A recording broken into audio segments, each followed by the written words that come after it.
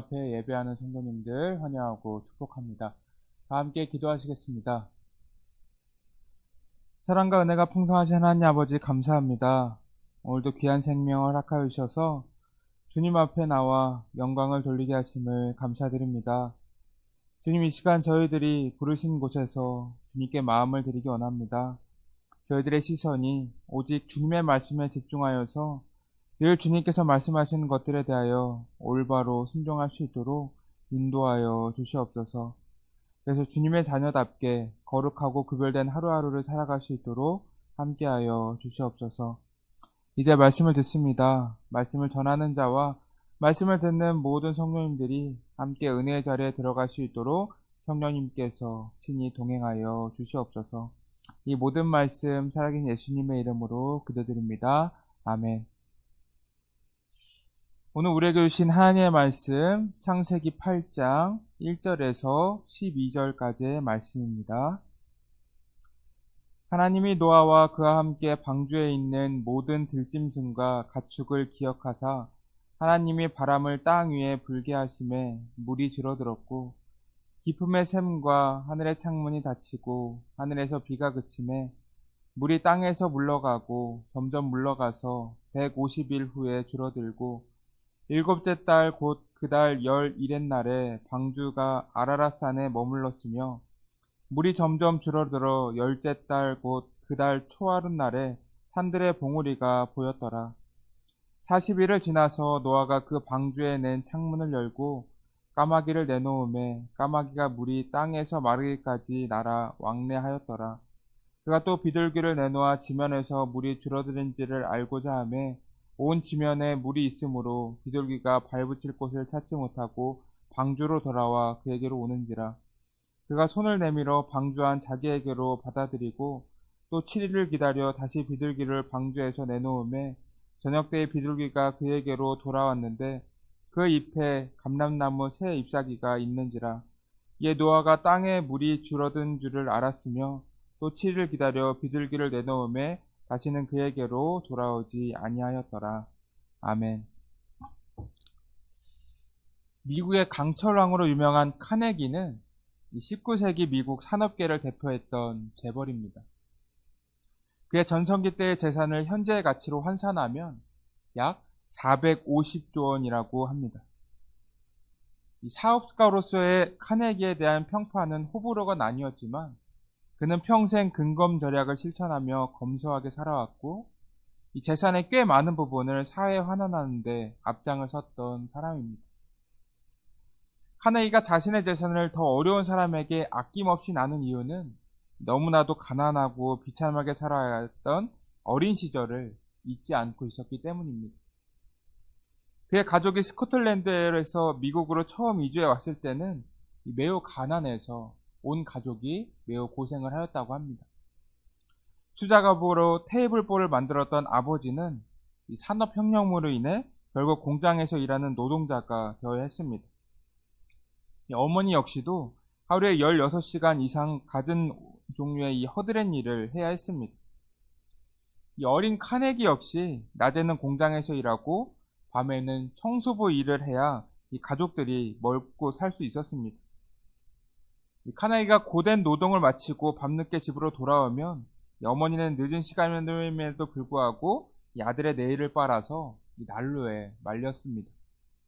이 네이가 한 벌밖에 없었기 때문입니다. 이 고생하는 어머니를 보고 자란 카네기는 어머니를 편안하게 모실 때까지는 결혼하지 않겠다고 맹세를 했습니다. 그리고 정말로 사업가로서 성공한 후에 52세에 결혼을 하여 60세에 첫 아들을 얻게 되었습니다. 이 카네기는 카네기홀, 카네기 교육진흥재단, 그리고 2,500여 개의 도서관을 지었으며 각종 대학 등의 천문학적인 금액을 기부함으로 배우지 못해 이 힘겨워하는 사람들을 위해 아낌없이 나누어 주었다고 합니다. 그는 가난해서 힘들었던 시절의 모습을 잊지 않고 마음속에 기억하였기 때문에 세상에서 힘들어하는 다른 사람들도 보살필 줄 아는 마음을 가진 사람이 된 것입니다. 여러분, 삶 속에서 있었던 일을 기억하는 것은 때로는 우리의 삶을 보다 나은 삶으로 바꾸어 주기도 합니다. 내가 어려웠던 시절을 생각하고 남을 돕는다는 것은 그 사람에 대한 이 긍휼과 사랑의 마음이 있기 때문에 가능한 것입니다. 이렇게 기억한다는 것은 우리에게 있어서 하나님의 성품을 따라가는 중요한 일이라는 것입니다. 이 하나님께서도 긍휼과 사랑의 마음으로 늘 기억하시는 분이셨습니다. 주님은 그의 자녀들이 힘들고 어려운 상황에 처했을 때 잊지 않으시고 자녀들을 보호하시고 인도하시는 것입니다. 하나님께서 그렇게 우리를 기억해 주셨기 때문에 우리는 주님께서 주시는 위로와 새 힘을 얻으면서 계속해서 신앙생활을 이어나갈 수 있는 것입니다. 오늘 본문의 내용을 보시면 하나님께서 홍수 심판을 내리시고 난 후의 일들이 기록되어 있습니다. 지금 세상은 하나님께서 내리신 홍수로 인해서 물에 잠기게 되었습니다. 그러나 노아와 노아의 가족들 그리고 짐승과 가축들은 이 하나님의 심판을 피했고 이 방주 안에서 홍수가 지나가기만을 기다리고 있었습니다. 그렇게 홍수가 그칠 것을 기다리고 있는데 이 물이 조금씩 빠지기 시작했습니다. 이 3절을 먼저 보시겠습니다. 물이 땅에서 물러가고 점점 물러가서 150일 후에 줄어들고 이렇게 되어 있습니다. 여러분, 만약에 세상에 물이 빠지지 않는다면 어떻게 됩니까? 노아와 노아의 가족 그리고 짐승들은 계속 방주 안에서 고립된 상황에 처해 있을 것입니다. 그렇게 세상에 물이 빠져야 이 노아와 노아의 가족들은 이 밖에 나와서 생활을 하고 이 삶을 이어나갈 수 있는 것입니다. 근데 오늘 말씀에서는 이 150일 후에 물이 줄어들었다고 말하고 있습니다. 여기서 신기한 점이 있다고 한다면 이 날짜가 굉장히 정확하다는 것입니다. 이 노아의 홍수 사건이 기록될 때 언제 비가 왔고 언제 비가 그쳤고 언제 물이 빠졌는지까지 이 자세하게 기록이 되어 있다는 말입니다. 이것을 누가 기록했을까요? 지금 이것을 기록할 수 있는 사람은 이 노아와 노아의 가족들 뿐입니다. 그런데 이들이 과연 기록할 정신이 있었을까요? 지금 세상은 물로 뒤덮여서 많은 사람들이 죽었고 계속해서 비가 밤낮으로 내리고 있었습니다. 자신의 목숨이 왔다 갔다 하는 상황이라는 말입니다. 그런 상황에서 그 하루하루를 세고 기억한다는 것은 불가능한 일입니다. 이 방주 안에서 지낸다는 것은 그만큼 극한 상황에서 살아간다는 것을 의미하는 것입니다. 이 육체적으로만 힘든 것이 아닙니다. 이 정신적으로도 굉장히 힘들었다는 말입니다. 지금 자신들을 제외하고 나면 이 세상에서 알고 지내던 사람들이 모두 죽었습니다. 본인들만 살아남았다는 것입니다. 분명 그 안에서는 슬픔과 두려움, 이 불안 같은 감정들이 공존하지 않았을까요? 우리 주변에 친구가 갑작스럽게 죽었을 때도 마음이 아픈데 우리가 알고 있는 모든 사람이 죽었다고 생각해 보세요. 엄청난 패닉 상태가 올 것입니다. 그런 상황에서 며칠이 지났는지 자세하게 기록한다는 것은 정말 말이 안 되는 것입니다. 근데 150일 만에 물이 줄었다라고 이렇게 기록이 되어 있습니다. 또 이어서 4절을 보시면 이 일곱째 달 곧 그 달 열일의 날에 방주가 아라랏산에 머물렀으며 이렇게 되어 있습니다. 이 일곱째 달 곧 그 달 열일의 날은 이 노아가 60세가 되던 해입니다. 이 7장 11절을 보시면 노아가 600세가 되던 해 2월 17일부터 비가 내리기 시작했습니다. 그리고 이 홍수는 노아가 방주를 만들었던 산 꼭대기보다 15규빗보다 더 올라갔습니다.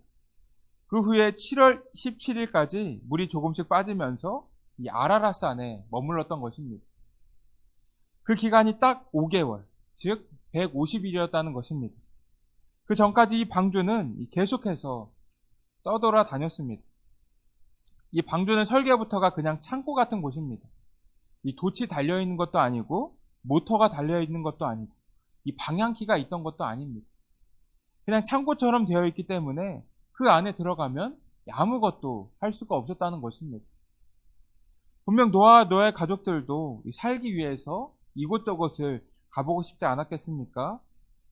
그런데 어디를 가고 싶어도 이 배의 설계상 갈 수가 없었다는 것입니다.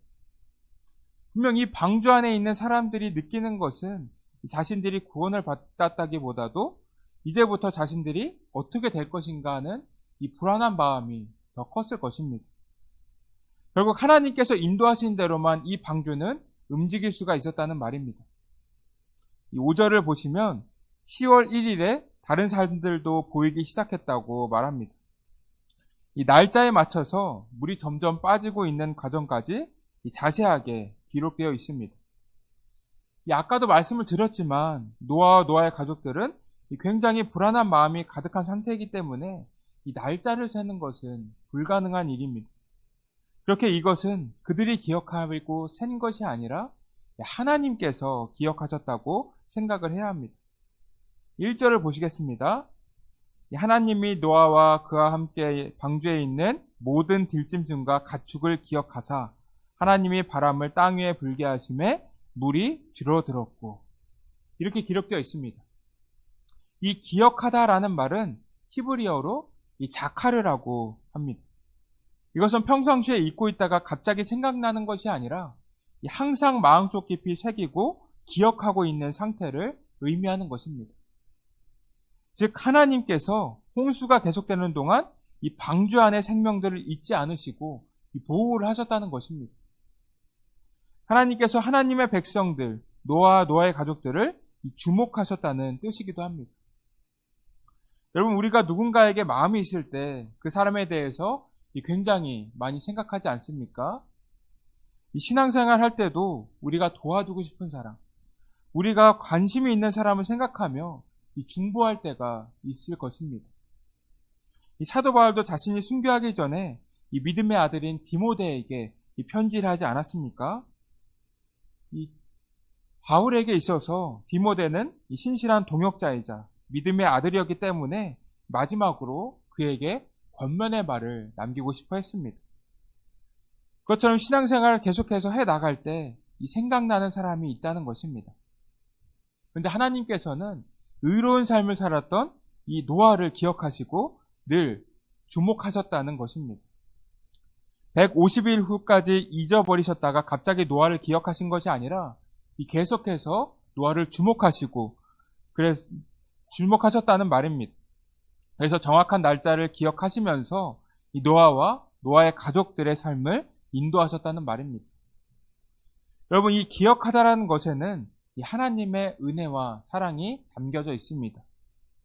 하나님께서 그의 자녀들을 기억하시고 이 도우시는 장면은 성경에서 굉장히 많이 찾아볼 수가 있습니다. 이스라엘 백성들이 출애굽을 하기 전 하나님께서는 애굽에서 들려오는 이스라엘 백성들의 고통 소리를 기억하셨습니다. 출애굽기 2장 24절 25절을 보시면 이렇게 되어 있습니다. 하나님이 그들의 고통 소리를 들으시고 하나님이 아브라함과 이삭과 야곱에게 세운 그의 언약을 기억하사 하나님이 이스라엘 자손을 돌보셨고 하나님이 그들을 기억하셨더라. 하나님께서는 이스라엘 백성들을 기억하셨고 이 출애굽 계획을 세우셨다는 것입니다.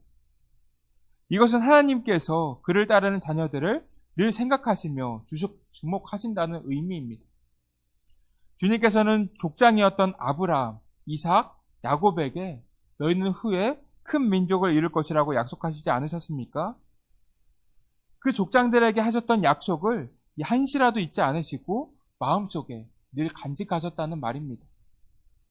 그래서 고통당하는 이스라엘 백성들에게 지도자인 모세를 보내셔서 출애굽을 시키셨고 가나안 땅에 들어갈 수 있도록 구름기둥과 불기둥을 보내서 그들의 길을 인도하셨습니다.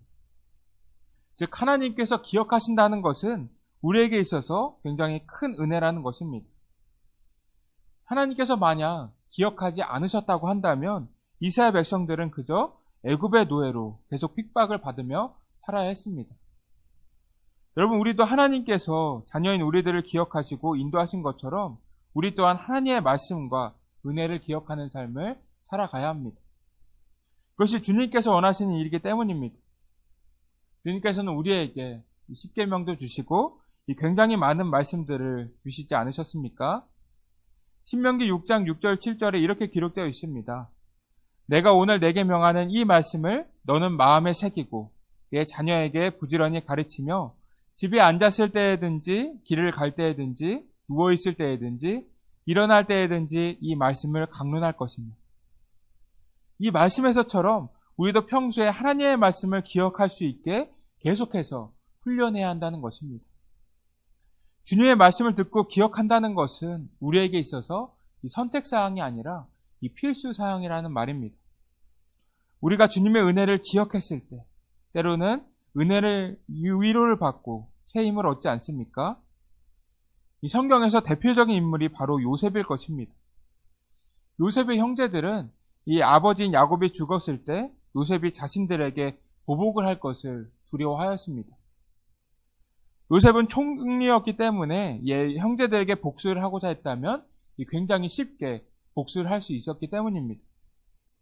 그러나 요셉은 형제들을 용서하는 선을 베풀었습니다. 이 요셉이 선을 베푼 이유는 무엇입니까? 하나님께서 과거 자신에게 베푼 은혜를 기억하고 생각했기 때문입니다. 창세기 50장 2절에 이렇게 기록되어 있습니다. 당신들을 나를 해하려 하였으나 하나님은 그것을 선으로 바꾸사 오늘과 같이 많은 백성의 생명을 구원하게 하시려 하셨나니, 이 형제들이 자신을 노예로 팔아버렸지만 하나님께서 자신을 노예에서 총리로 만드셔서 많은 사람의 생명을 구원할 수 있게 만드신 것을 기억했다는 것입니다. 그래서 요셉은 그 하나님의 은혜를 기억했기 때문에 이전보다도 성숙한 믿음을 소유할 수 있게 되었습니다. 그래서 그는 자신을 노예로 팔았던 형제들을 용서할 수 있었으며 이 성경에서 믿음의 인물로 남을 수 있게 되었습니다. 하나님께서 원하시는 삶으로 변화가 되었다는 말입니다. 이 우리나라의 역사만 봐도 우리에게 선한 영향을 끼친 이 선교사님들이 너무나도 많이 계시지 않습니까? 저희 동대문 교회를 세우셨던 스크랜턴 선교사님을 비롯하여서 이 열악했던 조선에 학교와 병원을 세우시고 이 복음을 뿌리신 선교사님의 삶을 기억하는 것, 우리에게 있어서 굉장히 중요한 일이라는 것입니다. 그 도움을 받은 은혜를 기억하고 생각해야 우리 또한 누군가에게 선한 영향력을 끼칠 수 있기 때문입니다. 여러분, 하나님께서는 이 자녀들을 너무나도 사랑하셔서 늘 기억하고 주목하고 계십니다. 하나님께서 침묵하고 계시는 것처럼 보여도 자녀인 우리를 더욱 선한 길로 인도하시기 위해 준비하시고 계획하시고 있다는 것입니다. 노아의 가족들은 결국에 방주에서 나오게 되었습니다. 하나님께서 그들의 삶을 끝까지 지키시고 인도하셨기 때문에 무사히 방주의 생활을 끝내고 세상 밖으로 나올 수가 있었던 것입니다. 그런 하나님의 은혜를 생각하고 너와 너의 가족들은 하나님 앞에 감사의 제사를 드렸습니다. 노아도 방주 안에서는 이 불안한 마음과 이 두려운 마음이 있었겠지만 이 밖으로 나왔을 때 하나님의 은혜를 생각했을 것입니다. 그리고 자신을 잊지 않으시고 기억해 주신 하나님께 감사했기 때문에 그는 그 은혜를 기억하고 감사의 제사를 드릴 수 있었습니다. 여러분, 하나님께서는 이 기억하시는 분이십니다. 하나님을 따르는 모든 자녀들을 말입니다. 그렇게 우리는 그러한 하나님을 믿고 나아가야 하며 우리 또한 주님께서 우리에게 주신 은혜를 기억하고 늘 감사하는 삶을 살아야 합니다. 서로가 서로를 기억하고 주목하는 것, 그것이 주님께서 바라시는 아버지와 자녀의 관계일 것입니다. 여러분들이 모두 우리를 주목하시고 기억하시는 주님을 믿고 바라보시면서 주님께서 준비하신 선하고 좋은 길을 따라 나아가시기를 주님의 이름으로 축복합니다. 이 시간 함께 기도하겠습니다. 첫 번째로 기도할 기도 제목은 우리가 기억하시는 하나님을 믿고 바라보며 주님의 자녀로서 온전한 삶을 살게 해달라고 기도해 주시고, 두 번째는 우리 교회 연로하신 분들과 하는 분들의 건강을 위해서 기도해 주시기 바랍니다. 마지막 세 번째로는 다음 세대들의 믿음의 성장을 위해서 기도해 주시기 바랍니다. 기도하겠습니다. 사랑과 은혜가 풍성하신 하나님 아버지, 감사합니다. 오늘도 귀한 아침의 시간에 함께 말씀을 나누게 하심을 감사드립니다. 주님, 저희들이 이 시간 기억하시는 하나님에 대하여 말씀을 나누었습니다. 주님께서는 자녀인 저희들을 잊지 않으시고 저희들에게 너무나도 많은 관심과 사랑을 주시고 계심을 오늘 말씀을 통해 알아보았습니다. 저희들이 주님의 그 은혜를 기억하고 감사하면서 저희 또한 주님의 말씀을 따라 주님께서 기뻐하신 생활을 하며 나아갈 수 있도록 함께하여 주시옵소서. 저희들이 그저 주님의 말씀을 듣고 깨닫는 데서 멈추는 것이 아니라 주님의 말씀을 기억하고 세상에서 실천해가며 살아갈 수 있도록 인도하여 주시옵소서. 아직까지 저희들은 너무나도 부족하고 연약합니다. 그러나 약할 때 강함 주실 주님을 기억하고 기대하며 나아갑니다. 성령님께서 늘 저희와 동행하여 주시옵소서. 오늘도 주님 안에서 기쁘고 평안한 하루가 될 수 있도록 주님께서 함께하여 주시옵소서. 이 모든 말씀 살아계신 예수님의 이름으로 기도드립니다. 아멘.